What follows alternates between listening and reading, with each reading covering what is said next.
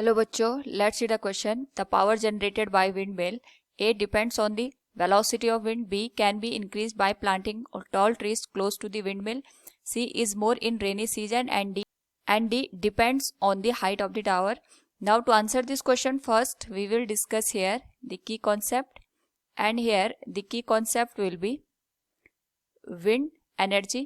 Wind energy में हम यहाँ पे जो विंड की वेलोसिटी होती है उसको यूटिलाइज करते हैं, यानी विंड की जो काइनेटिक एनर्जी होती है that is get converted into the electrical energy, और यहाँ पे हम विंड मिल की हेल्प से काइनेटिक एनर्जी को इलेक्ट्रिकल एनर्जी में कन्वर्ट करते हैं. नाउ अगर हम बात करें, this one is the diagram of the wind mill, जिसमें हमारे पास यहाँ पे इस तरीके से टरबाइन कनेक्ट होती है, जिसको हम यहाँ पे विंड टरबाइन का नाम देते हैं.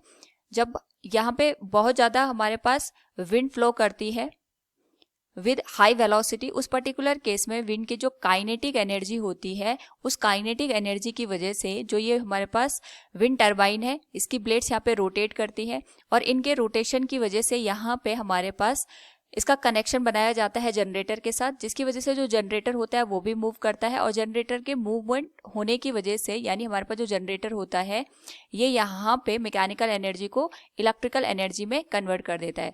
तो इनडायरेक्टली अगर हम यहाँ पे बात करें तो हमारे पास जो विंड की काइनेटिक एनर्जी है that is getting converted into the electrical energy with the help of the wind mill. और जो विंड मिल में हमारे पास यहाँ पे इलेक्ट्रिकल एनर्जी जनरेट होती है वो डिपेंड करती है विंड टरबाइन कितनी वेलोसिटी के साथ यहाँ पे रोटेट करेगी, और विंड टरबाइन के रोटेशन हमारे पास डिपेंड करेगा kinetic energy of the wind, और we can say here the velocity of the wind.